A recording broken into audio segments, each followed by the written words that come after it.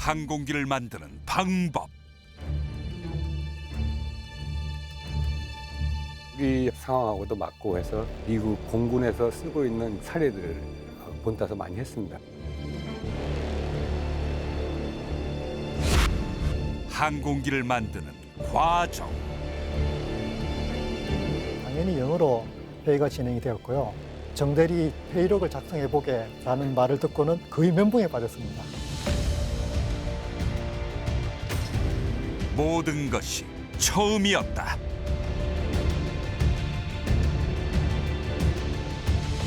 락히드나 이런 선진국에서 이 도면 체계를 보면 도면 검토하는데 보통 한 달 걸리거든요. 근데 우리의 얘는 그때는 사례가 없고 그런 전문가가 없습니다.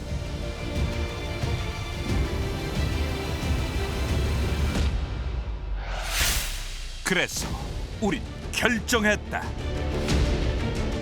종이 도면은 작업 특성상 분실, 오염, 훼손이 되기도 쉽고 그들이 전통이라면 도면보다 더 정확한 3차원으로 돌려볼 수 있고 접근성이 정확하고 더 확실한 도면들이 이제 전부 다 모두가 볼 수 있는데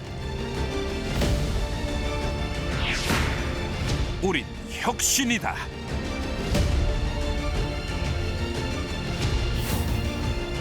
공군 항공기 역사상 최초의 완벽한 디지털 설계.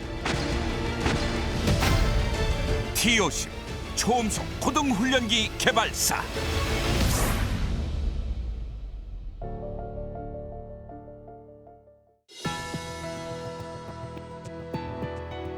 여러분 안녕하십니까?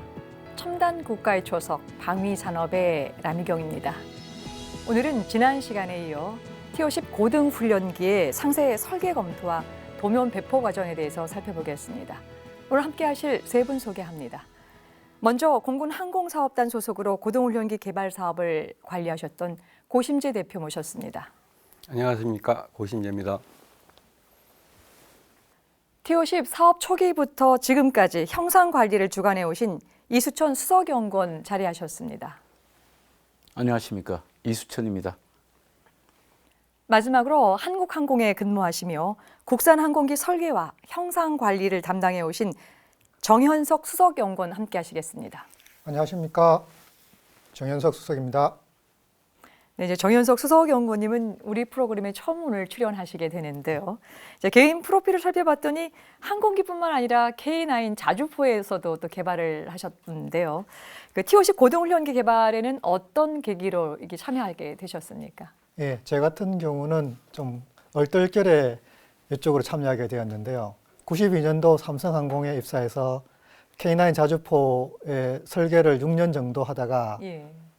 그 IMF가 오면서 어쩔 수 없이 그 항공사업부로 저희 젊은 엔지니어들이 대거 전배를 오게 되었습니다. 저 같은 경우도 이렇게 해서 전배를 오게 되었고요. 특히나 저는 그 당시에 결혼을 한 달 앞둔 시점이라서 많이 서글프고 서운하고 그랬습니다. 예. 그때는 빨리 적용하려고 신혼여행 갈 때도 영문으로 된 그 드로잉 리콰이먼트 매뉴얼이라는 도면 작성 표준서를 들고 가서 신혼여행 틈틈이 공부도 하고 하다가 와이프한테 혼도 났을 거예요. 그런 게 났고, 옆에 계시는 저희 이수천 수석님께서 그 당시 저희 파트장님이셨는데 항공에 대해서 무지한 저를 혹독하게 트레이닝을 시키셔서 많이 서운하고 스트레스도 엄청 받았습니다. 하지만 지나고 나니 지금 생각해 보면은 많은 그때의 도움들이 제가 항공 엔지니어로서 아직까지 성장할 수 있는 계기가 되었다고 생각하고 고맙게 생각하고 있습니다. 예, 그러셨군요. 자, 이렇게 이 T-50 고등훈련기와의 2년 과정도 보고 또 마침 또 결혼을 앞두고 있었던 그런 시점이라서 이렇게 이제 항공기 개발 부서로 이제 발령이 나고 나서는 굉장히 또 낯선 개념의 낯선 부서에 가서 이제 업무를 좀 배웠어야 될 텐데요. 여러 가지로 좀 고생이 좀 많으셨을 것 같은데 지금 기억나는 에피소드 있으면 하나 소개해 주시죠. 네, 그 당시에 전배온 지 일주일이 지났는데 그때 파트장님께서 그 당시엔 대리입니다. 정대리 같이 회의 참석하러 갑시다라고 하셔서 쫄래쫄래 따라갔더니만 그 회의가 락히드 마틴에서 기술 자문을 하러 오는 TA들과의 회의였습니다. 당연히 영어로 회의가 진행이 되었고요. 회의 시간에 들어가는 용어들이 대부분 항공과 관련되는 용어 약어들이기 때문에 너무 몰라서 거의 못 알아듣는 상태로 거의 1시간 넘게 진행된 회의가 저한테는 굉장히 고통이었는데, 게다가 회의가 끝나고 나서 파트장님이 한마디 하시는데, 정대리 지금 현 회의 가지고 회의록을 작성해 보게라는 말을 듣고는 거의 멘붕에 빠졌습니다.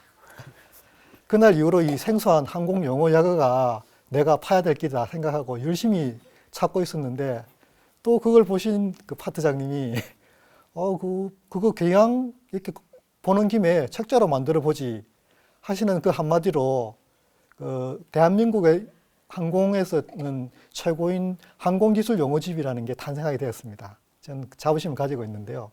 그 항공기술 용어집이 9판까지 발간이 되었고, 그 용어집을 기반으로 해서 수리온 항공용어집, 또 K-10X 민항기 용어집, 또 지금 한참 개발이 진행 중인 KFX 표준 용어집으로 발전하는 근간이 되었습니다. 네, 그러셨군요. 잠깐 얘기만 좀 듣습니다만은 부서 배치 이후에 얼마나 혹독한 훈련을 받았는가라고 하는 부분들이 이제 여실히 좀 드러나게 되는데요. 이수준 수석님, 바로 이제 옆좌석에서 우리 이제 그 정현석 수석께서 얘기를 좀 한 거 보면은 이렇게 혹독한 훈련을 또 할 수밖에 없었던 또 이 또 조직 내부에 또 여러 가지 어려움도 좀 있었을 것 같은데요. 그만큼 이제 얼른 T50 개발에 지금 필요한 인력을 확보하는 일이 굉장히 시급했던 상황들을 또 단적으로 좀 보여주고 있지 않나 생각이 듭니다. 근데 이제 실제 이 정현석 수석처럼요. 한국이 아닌 뭐 지금 뭐 K9에서 왔습니다만 또 다른 여러 개의 부서에서 이제 이렇게 거의 이제 인재를 다시 인력풀을 만들기까지도 좀 어려움이 많았을 텐데, 물론 각 분야에서 각각의 영역에서는 정말 뛰어나고 유능한 사람이었지만 또 이제 T50에 맞는 사람으로 다시 재훈련을 시키는 과정들이 그것도 녹록지 않았을 것 같거든요. 근데 그런 과정에 별도의 어떤 훈련을 좀 시키는 뭐 이런 그 교육 과정, 뭐 교본 뭐 이런 것이 좀 있었습니까? 뭐 처음 하다 보니까 그런 교본을 누가 만든 것들은 없었습니다. 없었고 인력 확보가 시급했고 또 상황이 좀 다급하기 때문에 저 역시도 배우면서 해야 될 시점이었거든요. 그래서 락히드 TA가 그때 행상 가기로 해서 항공기 전체 제반 절차라든지 모든 체계를 가이드하고 그 지침서를 내고 하는 그런 부서의 TA, 외국에서 왔습니다. 락히드에서. 그 친구 왔는데 제가 생각할 때는 이거 하나하나 배웠다가는 이거 날 새겠다. 내가 배워서 우리 사람들한테 전달하려면 그 책임이 내가 있으니까. 이렇게 전달하다가는 이 개발하다가 절차도 모르고 시간 다 보내겠다는 생각이 들더라고요. 그래서 비상 그 체계가 뭔가가 있어야 되는데 이 돌파구가 없었습니다. 꼭 이 자리에서 뭐 그렇게 말씀을 드려야 될지 모르겠지만 그 사람한테 애로사항을 얘기하고, 그다음에 만약에 네가 나에게 가르칠 줄 게 있다면은 지금 다 자료를 전달해라. 그럼 내가 공부해서라도 내가 모르는 거 물을게. 그렇게 접근했거든요. 그래서 예스나 노는 얘기 안 하고 자기가 갖고 있는 서재를 갖다가 잠그지 않고 열어놓고 하루는 퇴근했습니다. 그래서 제가 가서 그 안에 있는 책을 다 이렇게 카피를 했죠. 복사를. 총 10권인데 그게 앞에가 이제 R&D 과정에 대한 전반적인 내용이 적혀 있는 아주 두꺼운 책에 책 3권짜리였고, 나머지는 이제 체계 종합, 그 체계를 관리하는 모든 절차라든지 F-16한 사례라든지 이런 것들이 적혀 있는 또 3권짜리 책이었습니다. 그다음에 나머지 이제 행상 관리에 대해서 하나하나 가르쳐 주려고 준비해 왔던 바인더 4개가 있었거든요. 총 10권입니다. 그 10권을 갖다가 제가 밤을 새면서 다 확보를 했습니다. 확보를 하고 그걸 스캐닝을 다 하고 이걸 다 우리 사람들한테 다 전달하려니까 몸이 바쁘죠.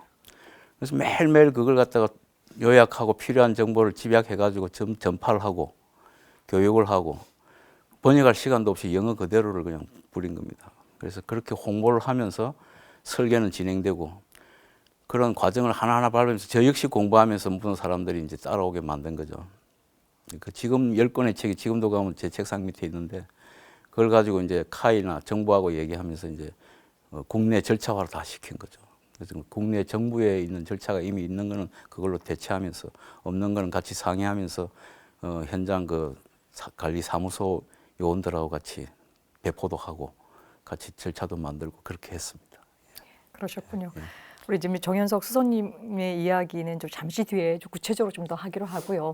저희가 이제 지난 시간에 이어서 이제 상세 설계 검토 부분, 그 CDR에 대해서 좀 더 자세하게 조금 살펴볼 텐데요.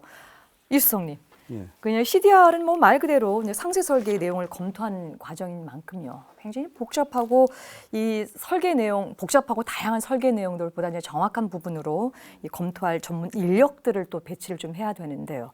이제 아마 이런 면에서 우리나라에서도 TOC이 어떤 첫 사례적으로 이 CDR을 준비하는데 전문 인력들을 선정을 하셨어야 됐을 텐데 이제 그분들과 실제 어떻게 이 상세 설계 이 검토 회의를 준비하셨고 또 어떤 과정적인 부분들로 진행하셨습니까? 상세 설계라는 게 이제 진짜 앞에 있는 예비 설계는 좀 고단위적인 생각을 가지고 전체를 아웃라인을 보면서 접근해 오면서 구체화할 때까지 하면서 큰 지침을 내려주는 큰 사람들이 모여서 생각을 먼저 해야 될 사람들이 모여서 지침을 주는 거죠. 기본 설계는. 예.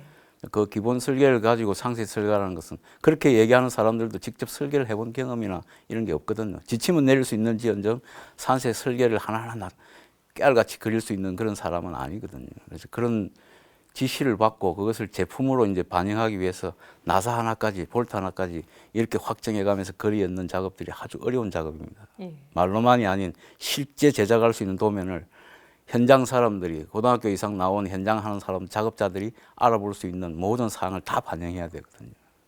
그러한 설계 도면을 그리는 작업들이 아주 어려운 작업이었습니다. 우리가 남 F-16이나 이런 거 할 때 남이 그려놓은 도면을 가지고 생산을 해봤지만은 그런 도면을 우리가 직접 그린다는 것은 아주 빠질 요소가 많고 챙겨야 될 게 많았거든요. 그래서 그런 걸 가지고 하나하나 이제 상세 설계를 해가면서 우리가 과연 해낼 수 있을까 이렇게 하는 처음에 들어갈 때는 덤벼들었는데 아는 게 하나도 없잖아요. 그래서 그런 단계에 이제 정부 사람들의 어떤 지도라든지 그다음에 저 국가연 이런 쪽에 KT1 한 경험이라든지 이런 걸 가지고 국내 도면 체계를 바탕으로 국산화하면서 락히드 F-16 도면을 또 참조하고 이렇게 해서 또 많은 자문을 얻고 같이 이렇게 협조를 취해서 했죠.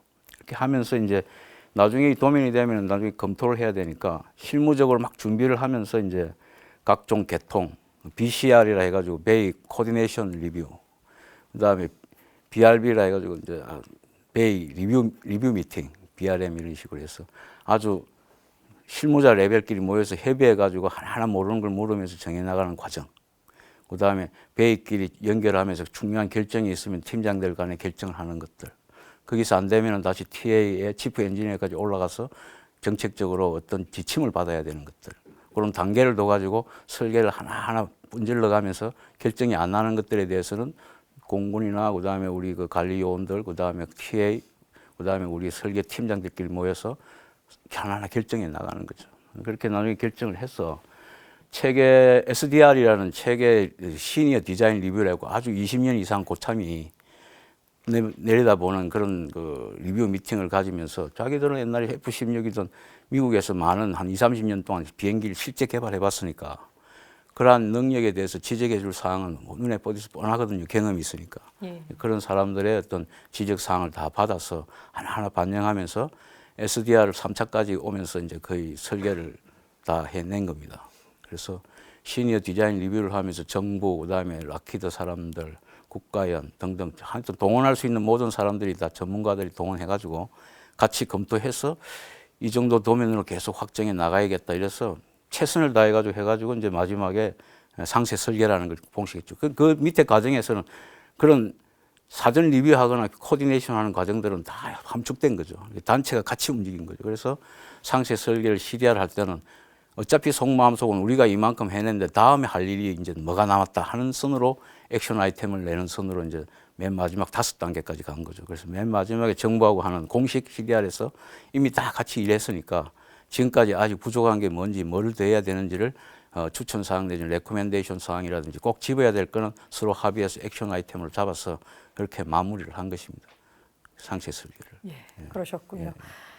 고 대표님, 지금 이제 우리 그 일성님 이야기를 쭉 들은 것처럼요. 항공기의 성능과 또 안전, 뭐 여러 가지 단계 좀 살펴야 될 이 사안들을 생각했었을 때 이 CDR의 중요성은 뭐 아무리 얘기도 넘치지 않을 것 같습니다.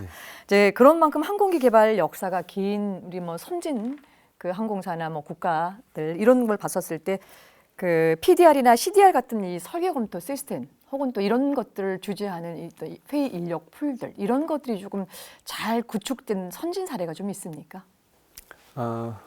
네, 선진 사례를 말씀드리자면 사실 이제 그 우리 T50 개발에서도 이제 우리가 기존에 그런 그 어떤 규정이나 절차가 없으니까 미국의 사례를 이제 많이 참조를 했습니다. 탐색 개발부터 체개발 진입 이후에도 미국의 이제 표준화된 사례를 우리가 많이 갖다 썼고요. 그래서 그 미국 사례로 예를 들어서 설명을 좀 드리면 일단 미국은 그 국방 획득 관리 규정상에 어떤 그 범주를 그러니까 비용적인 측면에서 어느 비용을 초과하는 사업들은 전부 다 획득 범주 1이라는 가장 중요한 등급을 매겨놓고 그 절차를 따르도록 하고 있습니다. 미국 말로는 액퀴지션 카테고리 1 뭐 이런 식으로 뭐 해서 이제 그걸 따르고 있는데 그리고 이제 액퀴지션 카테고리 1로 지정된 사업들은 지금 우리 T50 개발했던 것처럼 군 관리 그러니까 군이 주관해서 관리를 하고 업체가 주도해서 개발하는 그런 형태로 하도록 규정화되어 있습니다. 규정화되어 있고 그래서 이제 우리 상황하고도 맞고 해서 이제 이제 미국 공군에서 쓰고 있는 그 사례들을 본따서 많이 했습니다. 당시에 뭐 F-22가 개발 중이었고 개발이 거의 이제 완료되는 상황이었고 그 다음에 이제 F-35라는 게 또 이제 미 공군에서 개발이 지도가 됐습니다. 그래서 그 사업들도 마찬가지로 뭐 PDR이나 CDR 뭐 이런 회의체에 실제로 굉장히 중요한 게 뭐냐면 개발자 스스로가 우리가 뭐가 잘못됐다는 걸 알아내기는 되게 힘듭니다. 대신에 객관적인 그 개발 사업과 관계가 없는 객관적인 부서의 전문가들이 와서 이 사업에서 지금 CDR 시점에서 생성된 게 뭐고 도면이 뭐 10,000몇 개가 나왔고 그런 개수보다는 그 도면이 생성된데 이게 정확하게 생성된 거냐 그 다음에 CDR 시점에서 짚어볼 다른 요소들은 없었느냐 이런 것들 이제 그 객관성이 있는 사람들이 봐줄 수 있는 부분이 있습니다. 그런데 미 공군 이제 미 공군뿐만 아니라 미 육군도 마찬가지고 하여튼 정부 측에서 보면 미 공군은 물자사령부라고 하는 사령부 밑에 각 사업 이제 우리 T50 관리했던 우리 항사단 같은 그 관리 조직들이 수십 개가 있습니다.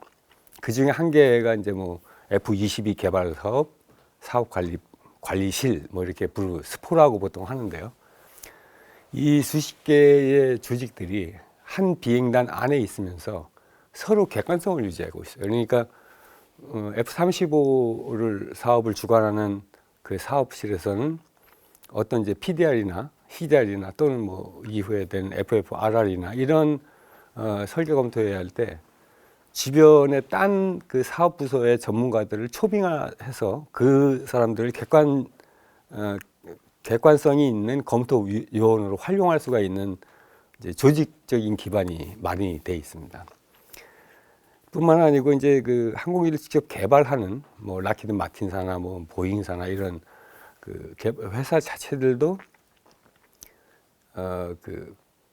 이제 시니어들 그러니까 그 은퇴했거나 한 그 회사에서 오랫동안 어떤 분야에서 일하다가 은퇴하신 분들을 몇 년 동안 뭐 보통 통상 한 5년 이상이라고 하는데 그 기존에 받던 그 페이먼트의 이제 50%를 주면서 그 딴 데 완전하게 그 분야를 벗어나지 않고 필요시에 자문을 줄 수 있도록 그 계약을 계속 유지를 합니다. 은퇴했더라도. 그래서 그런 베이스들이 이제 기반에 있고 그러다 보니까 이제 객관적 검토를 할 수 있는 그 실력 있는 요원들이 굉장히 많이 있는 거죠. 조직도 그렇게 돼 있고 하여튼 우리나라는 CDR이나 PDR의 어떤 그 멤버들 그러니까 객관적으로 검토해 주실 분들을 이렇게 찾다 보면 굉장히 이제 그 사람 수도 작고 전문가 수도 작지만 거의 이제 그 같은 사람이 또 오기도 하고 막 이래서 객관성 보장 측면에서는 조금 그 우리나라 시달을 했을 때 그 인력들이 그렇게 이제 미국처럼 진짜 전문적인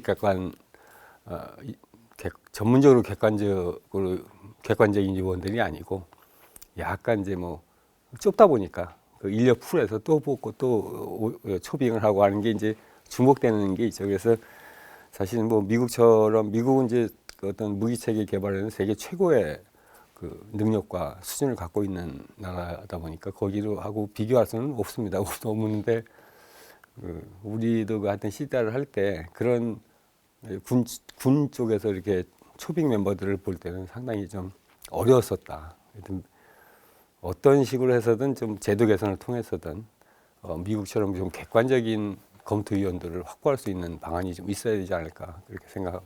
네. 예, 굉장히 이제 중요한 말씀을 이제 주셨어요. 물론 이제 우리가 국방 예산이나 항공 산업의 규모가 미국이랑 좀 비교할 수는 없지만 지금 여기 PDR이나 오늘 이제 다루고 있는 CDR에 있어서의 그 시니어 그 디자인 리뷰, 그러니까 좀 전문가 경력을 갖춘 사람들로 인력 풀을 좀 해놓고 그런 분들 통해서 한두 가지 지적을 받는다라고 하는 부분은 굉장히 중요한 부분인 것 같은데요. 그런 부분들도 아직 지금 우리는 좀 정착되어 있지 않는 것이고 앞으로 이제 그런 부분들에 대해서도 그 제도적으로 좀 정착이 좀 돼야 된다는 말씀을 지금 요약을 해서 정리하겠습니다. 그렇습니다. 자, 다시 이제 우리 T50의 CDR 이야기로 다시 이제 돌아보겠습니다. 그 이수성님. 이제 앞서 이제 CDR의 준비 과정에 대해서 좀 소개를 쭉 해주셨는데요. 이제 그런 준비를 거쳐서 실제 T50 이 그 개발 사업의 CDR은 구체적으로 어떻게 좀 진행이 됐고요.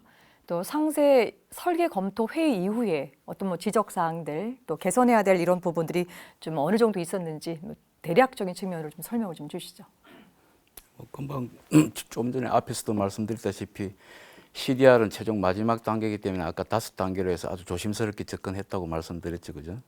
아까 뭐 설계자를 통한 자체 내부적, 그다음에 팀장을 통한 것, 그다음에 위에 칩 엔지니어, 그다음에 SDR을 통한 정부하고 같이 시니어 디자인 리뷰라는 락히드의 경험자, 20-30년 경험자를 통한 최종 기술 테크니컬 리뷰를 다 마친 다음에 공식적으로 사업단에 그 공식 CDR을 다 걸른 상태에서 최종 확인하는 그런 CDR을 5단계로 했거든요.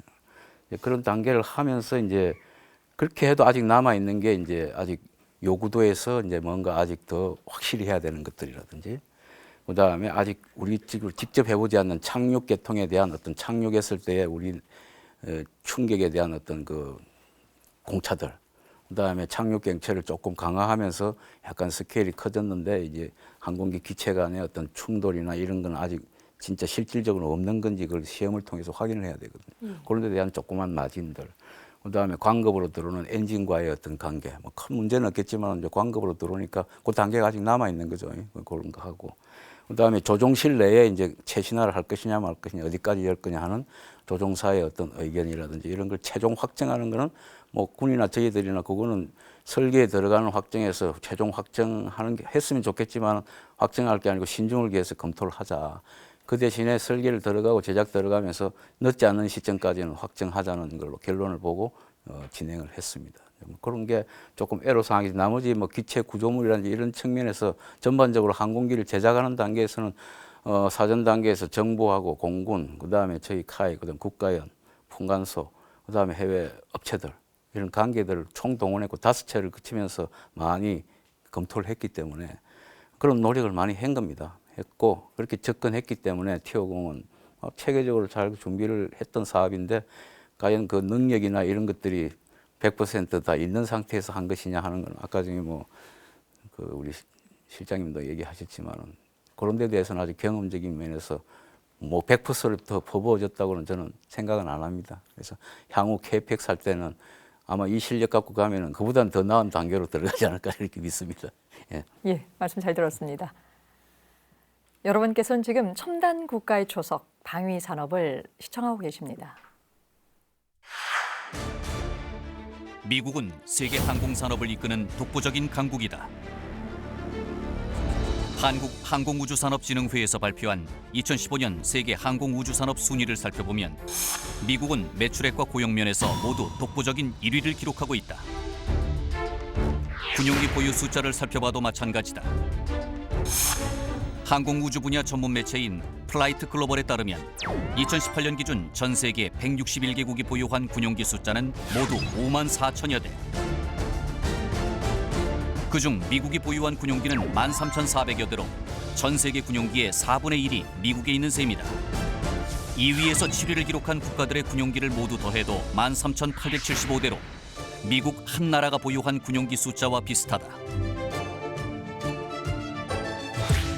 이렇게 미국이 독보적인 항공력을 갖추게 된 이유는 무엇일까?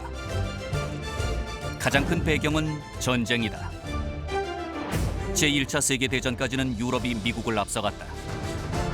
1914년 7월부터 1918년 11월 사이 프랑스는 67,987대, 영국은 58,144대, 독일은 48,537대의 군용기를 생산했다. 같은 기간 미국과 이탈리아, 러시아, 오스트리아가 생산한 군용기의 총합은 4만 5천 대 남짓이었다. 하지만 제2차 세계대전을 거치며 상황은 달라졌다. 제2차 세계대전 당시만 해도 미국에는 공군이 없었다. 항공부대는 육군과 해군에 속해 있었다. 작전 환경과 전투기 운용 개념이 달랐기에 미 육군과 해군은 항공산업기에 자기만을 위한 전투기 제작을 요구했다.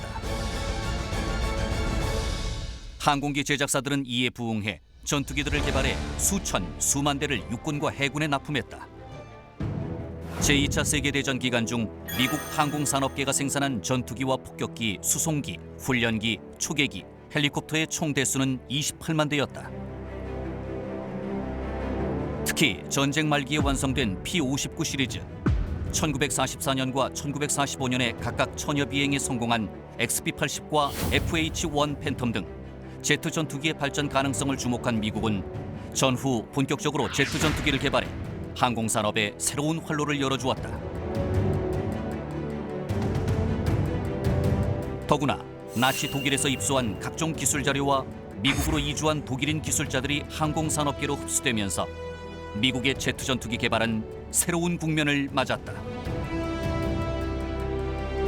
또한 미 본토는 제2차 세계대전의 전화를 겪지 않았기에 항공산업을 발전시키는 데 절대적으로 유리했으며 전역한 조종사와 정비사 등 전문 인력은 민간 항공 분야를 발전시키는 밑거름이 되었다.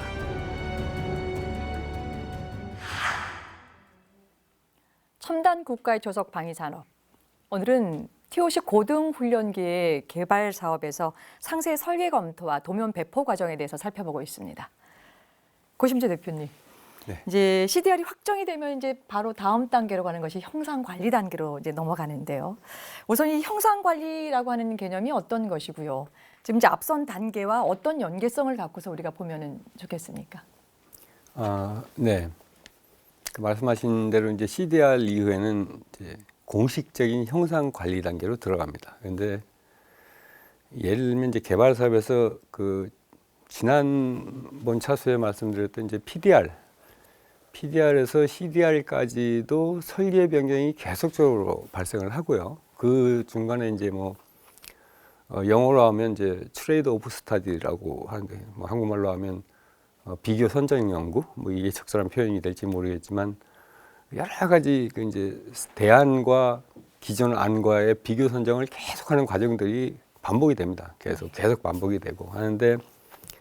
CDR 전까지는 아무리 그런 그 비교 선정을 많이 해도 그 비용 자체가 엔지니어링 워크 비용에 다 포함이 됩니다. 그래서 그게 어떤 뭐 추가적인 비용으로 그 간주가 안 되고 그 그냥 엔지니어링 연구비로 다 이제 포함이 돼서 이제 그 지불이 되고 하는 건데 CDR 이후부터는 그게 허용이 안 되는 거죠. CDR 이후 그래서 이제 크리티컬이라고 하는 의미도 좀 있는 걸로 보아지는데 CDR 이후부터는 공식적인 형상 관리라는 어떤 그 단계를 밟게 됩니다. 그게 어떤 거냐면 일단 그 CDR까지 이제 실제 어떤 부품이나 구성품을 제작하기 위해서 다 도면을 완성되면 이제 그 도면이 프리징 된다고 합니다. 그때 이제 고정이 되고 그대로 이제 생산 부서에서는 깎는 거죠. 그 모양과 성능과 이런 걸 조립하고 깎고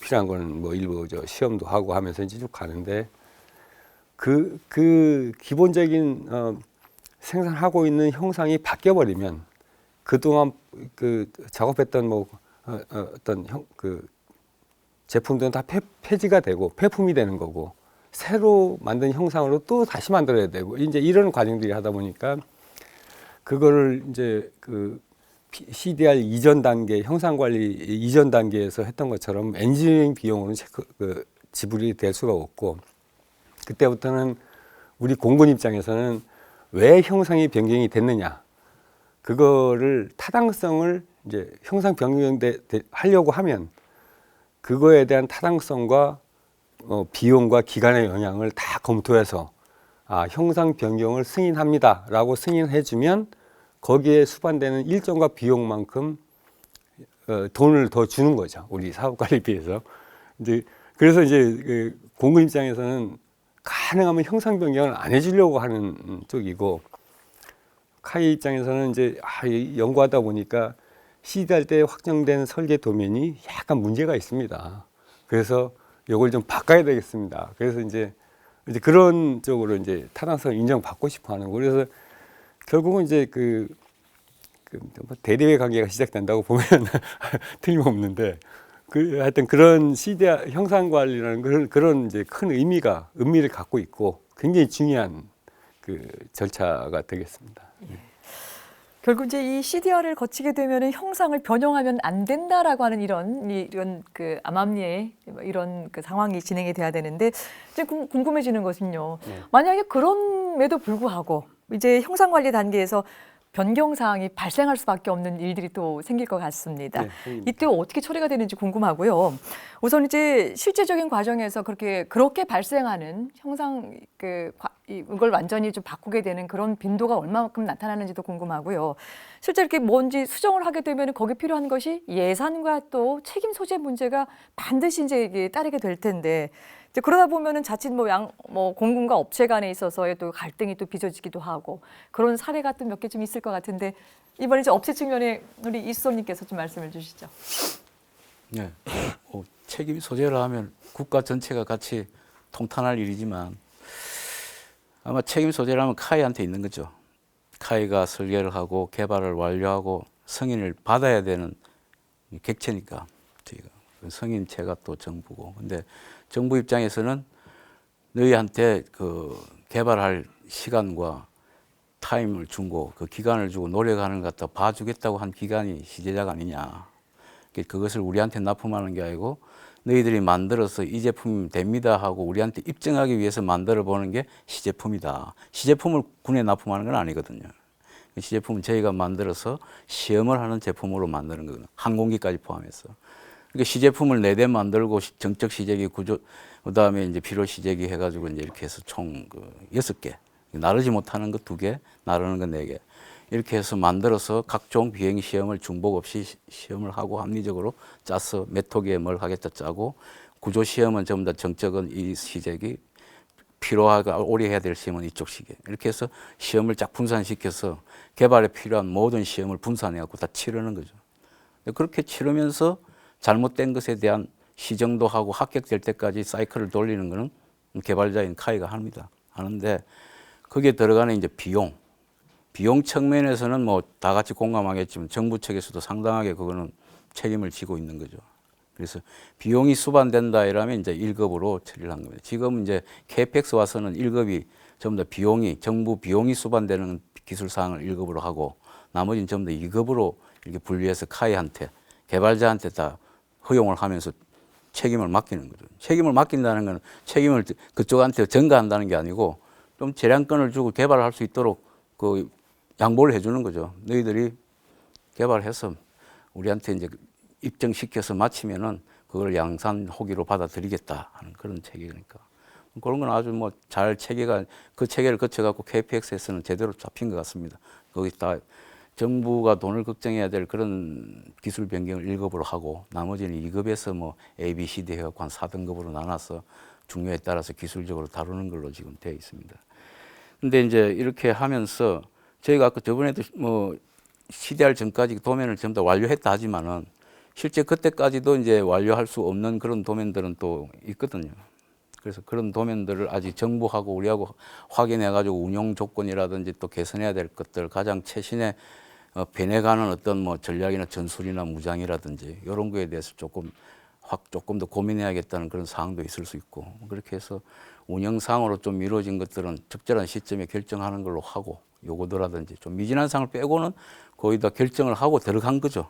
들어갔는데 거기에서 이제 이론적으로 할 수 있게끔 맞다고 생각한 것들이 왜 그러면 시험 평가가 있느냐 하면, 실제로 카티아로나 이론적으로 계산으로 확인해서 끝나는 것들은 시험을 되도록이면 정부도 그렇고 저희가 비용 절감상 안 하거든요. 충분히 계산서를 두드려서 해석을 하고 컴퓨터상으로 확인되는 것들은 시험을 안 해주고 뭐 해석이라든지 이런 보고서로도 끝날 수가 있는데, 직접 운영이나 세이프티에 관련된 동작에 관련된 것들은 뭐 군이든 저희들도 확인을 해야 되거든요. 그런 시험을 진행하다 보면 약간의 데비에이션이나 차이가, 그다음에 저희가 모르는 또 그런 걸 또 당하게 되고 그렇게 걸러내야 되는 거거든요. 그런 걸 하면서 아마 저희가 정부든 저희든 같이 처음 그 시험 평가를 하면서 많은 경험을 한 것 같습니다. 그래서 그런 경험들이 쌓여가지고 아마 그 수준들이 아마 지금 뭐 선진국 그 미국 수준까지는 뭐 그 정도 기종에서는 다 올라오지 않았나. 그래서 상당한 실력들이 증가된 걸로 저는 생각하고 있습니다. 예. 근데 이제 무슨 일이든 처음 해볼 때, 또 처음 했었을 때의 경험이 제일 많은 것들을 우리가 얻을 수가 있습니다. 마찬가지로 아마 T50의 상세 설계 검토 과정도 우리가 또 지금까지 또 가져야 될 그런 노하우나 이런 것들이 이제 축적시킬 수 있는 계기가 됐었을 텐데요. 지금 이제 KF-X 한국형 전투기를 포함해서 우리가 이제 항공기 개발 국가로서 발전하기 위해서는 설계나 또 제작 능력뿐만 아니라 이렇게 이제 이 설계 검토하는 것 부분들도 체계적으로 이제 발전시켜야 될 부분이라 좀 생각이 드는데요. 자, 그런 측면에서 오늘 나와주신 우리 그 패널 분들께 그 T50의 상세 설계 검토 과정에서 배운 어떤 노하우, 또 경험 이런 것들을 좀 한번 요약을 한번 하고 좀 다음으로 넘어가겠습니다. 우리 고심재 대표께서 말씀을 해주시죠. 아, 네. 얼마 전에 KF-X CDR이 그 성공적으로 끝났다고 제가 들었습니다. 사실 저는 이제 그 검토위원, 기술검토위원은 아니고 그 참관위원 비슷하게 이제 가서 참관을 했고, CDR 진행되는 과정을 이제 진짜 객관적으로 한번 이렇게 봤습니다. 그러다 보니까 그 과거 이제 T50 했을 때는 어떤 그 구체적인 절차 이런 것도 좀 미비한 상태에서 흘러가는 어떤 뭐랄까 브리핑부터 처리하는 그 절차까지가 그때는 다 우리가 생각하고 개발하고 하는 그런 게 많았었는데, 이번에는 보니까 전반적으로 이렇게 잘 진행이 됩니다. 계획적으로 플랜을 딱 잡아서 플랜에 맞도록 뭐 어떤 건 액션 아이템으로 도출하고 어떤 거는 종결을 하고 하면서 이제 그 굉장히 그 성숙된 CDR 하는 모습을 보면서 이게 과거 T50을 하면서 쌓았던 경험들이 상당히 많은 도움이 됐겠구나 하는 생각을 했습니다.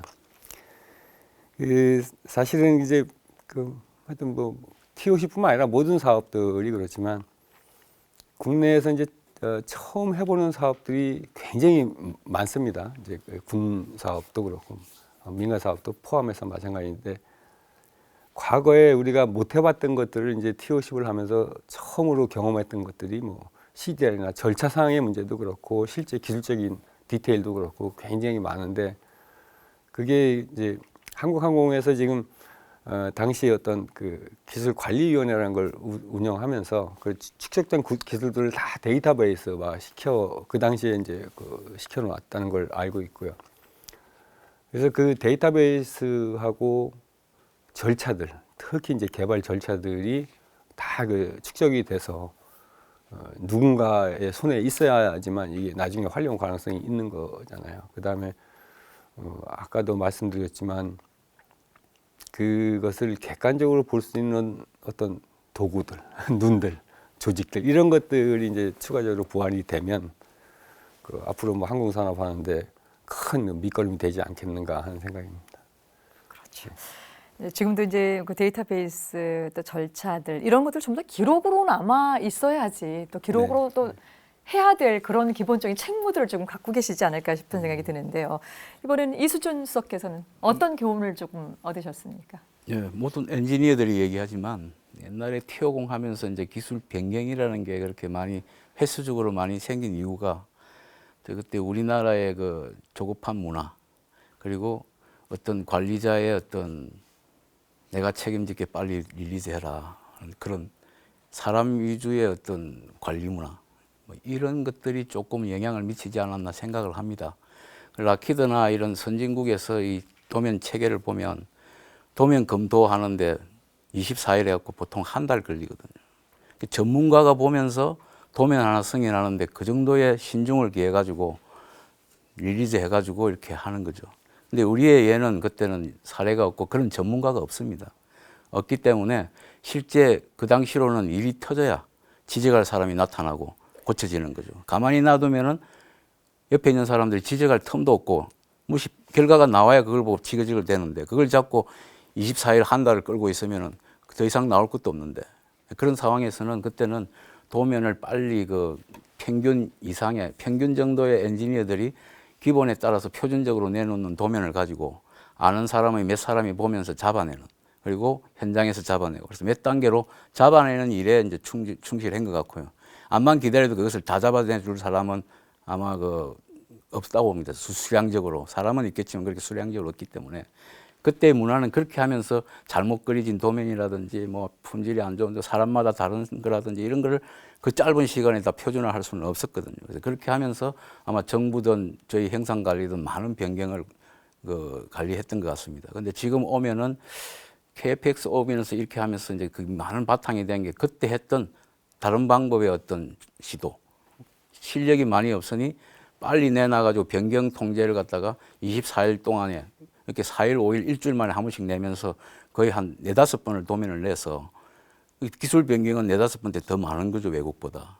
근데 그렇게 하면서 지적 사항이나 이런 사항들은 판을 깔아놓으니까 많은 지적을 받은 거죠. 그래서 그런 면으로 보면 어떻게 보면 축적적이고 기술하는 방법이라든지 걸러내는 거는 빠른 시간 내에 가용을 했던 것 같습니다. 그래서 그런 측면은 또 배우는 좋은 측면이 있지 않았나 싶고요. 지금 말씀했다시피 KFX에 가서는 아마 그런 T50의 그런 정부하고 우리가 노력했던 많은 걸러낸 사례들이 이 재산이 돼서 잘 그려내지 않을까 그렇게 생각합니다. 예. 우리 이제 그 정현석 수석께도 한번 기회를 한번 드릴 텐데. 네. 네, 저는 T50 사업, KUH 사업 그리고 지금 한참 진행 중인 KFX 사업 모두 CDR을 모두 다 겪어봤는데요. 예.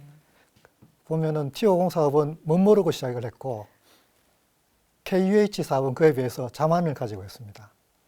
우리는 할 수 있다, 자신 있다. 거기서 큰 코를 다쳐서 비걱비걱대고 CDR이 제대로 못된 경험이 있고요.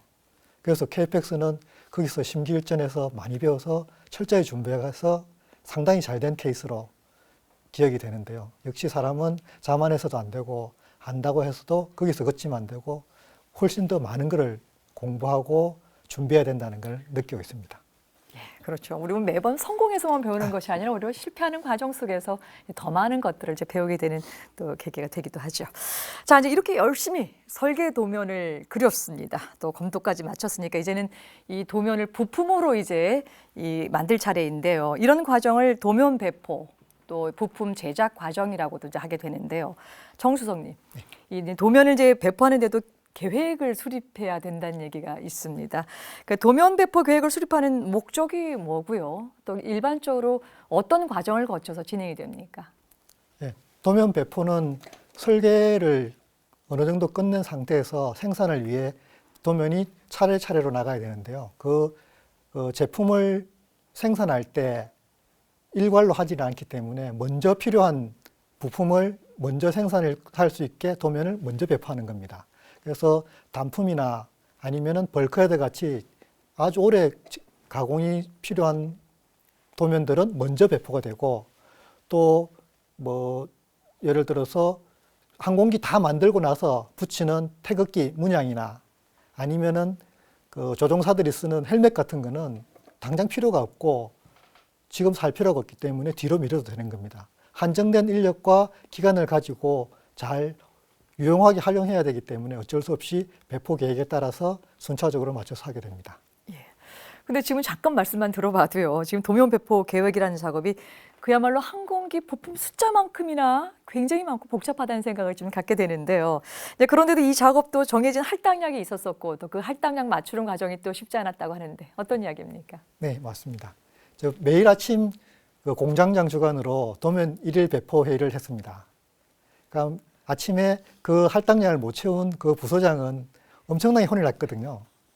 그러다 보니까 이제 매일 일일 실적을 집계를 하고 최종 승인을 하는 부서가 저희 부서였습니다. 그래서 저희 부서가 공공의식이 돼서 매일 아침 깨지고 온, 이런 단어를 써대니 깨지고 온 부서장은 저희 부서에 와서 엄청나게 항의도 하고 막 심할 때는 멱살도 잡고 그렇게 했었는데 이제 그러다 보니까 저희는 이제 부담이 많이 되죠. 그 수량 못 채운 부서들은 밤에 부서장이 아예 저희 쪽에 나중에 와서 지시켰습니다. 퇴근하지 마라. 내 거 다 승인해 줄 때까지 가지 말고 기다려라. 이렇게 했었습니다. 그래서 저녁에 엄청 늦게까지 했고 주말도 집에 있으면 전화 와서 승인해라. 안 하면 내일 깨진다.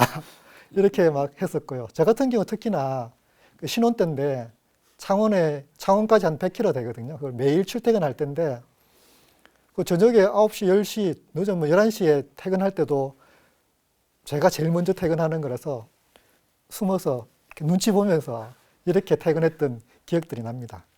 예, 그러셨군요. 예, 말씀 잘 들었습니다. 여러분께서는 지금 첨단 국가의 초석 방위 산업을 시청하고 계십니다.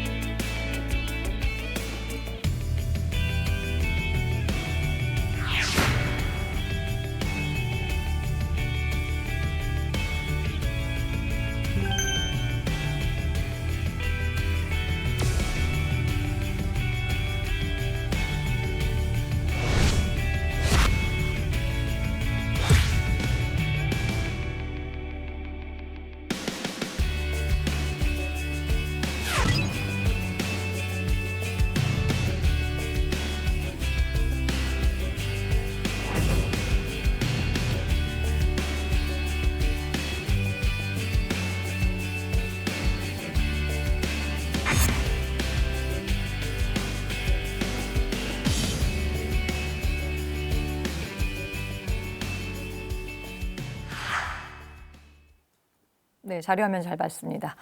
정현석 수석님, 우리 이제 앞선 그 프로그램에서요, 항공기 한 대 제작하는데 얼마나 많은 부품들이 소요되는지를 이제 몇 차례 좀 이야기를 좀 나눴습니다. 문득 그 많은 부품의 숫자가 언제 정해지는지 갑자기 궁금해지는데요. 완성된 도면을 보면은 필요한 부품의 수와 예산을 계산은 하는 건가요? 아니면 이전에 이런 것들이 결정이 되나요? 네, 도면을 보고 하는 건 아니고요. 설계와 생산할 때 설계 도면과 동시에 그 자재 명세서라고 빌 오브 머티리얼 그래서 봄이라는 걸 작성을 합니다. 이 봄에 항공기에 필요한 모든 부품의 정보들, 부품 기준 정보나 자재 정보, 부품 구성 정보, 기술 변경 정보, 구매 정보, 공정 기준 정보들이 있어서 이 정보들을 가지고 숫자나 구매, 생산, 부품 검사 등 비용 등을 계산하게 됩니다. 기본적인 뭐가 또 따로 있군요. 예, 만들게 됩니다. 예, 그렇다고 한다면 이제 T-50의 이제 제작에서 이제 얼마나 많은 부품들이 필요하게 됐는지도 궁금한데요. 네, 요거 관련해서 예전에 방위사업청에서 T-50 항공기에는 구멍이 몇 개나 있나요? 라는 다소 황당한 질문을 주셔가지고 구멍 찾으려고 한참 헤매다가 이제 부품 숫자를 한번 계산해 보자고 해서 한 적이 있었는데요. 예. 저희는 체계업체이기 때문에 구매 단위로 이렇게 합니다. 그래서 수만 개의 부품이 들어가는 엔진도 한 개의 구매품이고 랜딩기어도 한 개의 구매품이고 그에 비해서 조그마한 핀이나 리벳 같은 것도 한 개의 부품으로 계산해 보면은 T50 항공기에는 약 16,000종 정도의 부품이 들어가는데요. 총 숫자로는 22만 개 정도가 나옵니다.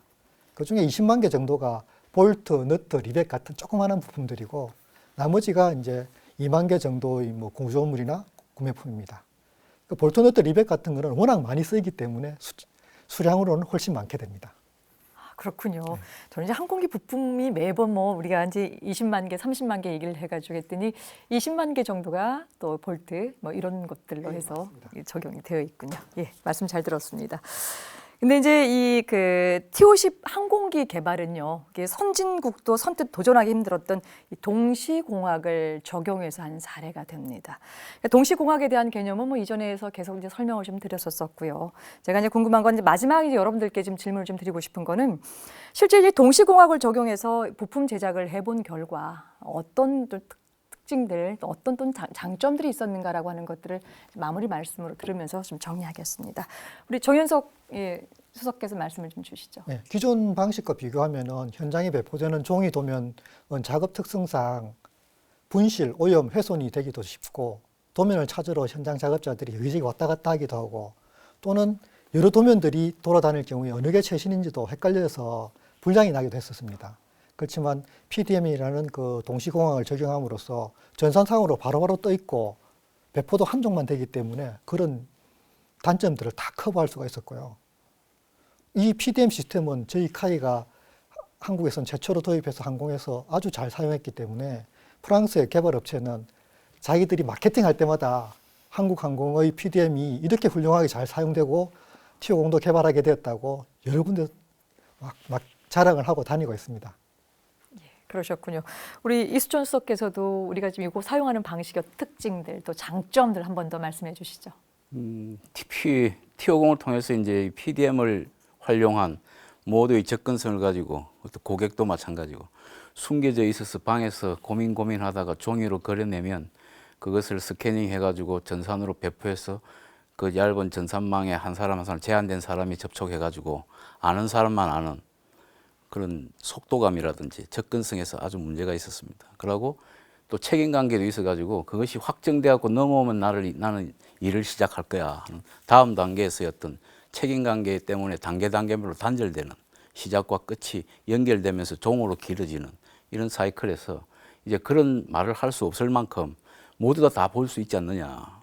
카티아보다 도면보다 더 정확한 3차원으로 돌려볼 수 있고 접근성이 정확하고 더 확실한 도면들이 이제 전부 다 모두가 볼 수 있는데 자기 저마다 검토할 거는 동시에 같이 해라. 그리고 그 시간이 얼마 걸리든 자기가 할 시점이 되면 정확한 결과물이 나와야 된다. 그 사이에는 공백이 없다 하는 그런 개념이 이 동시공학에 들어간 거죠. 그렇게 아주 속도도 스퀴징해갖고 짧아지고 그 기간도 길어지고 자기 필요한 시점 대비 검토할 기간은 아주 긴 거죠. 그러니까 뒤에 갈수록 더 충분히 검토를 할 수 있으니까 이 전체적인 개발에서 많은 그 뒷공정을 위해서 앞공정에 투자를 많이 하는 게 효과가 나타나는 거죠. 그런 효과가 있습니다.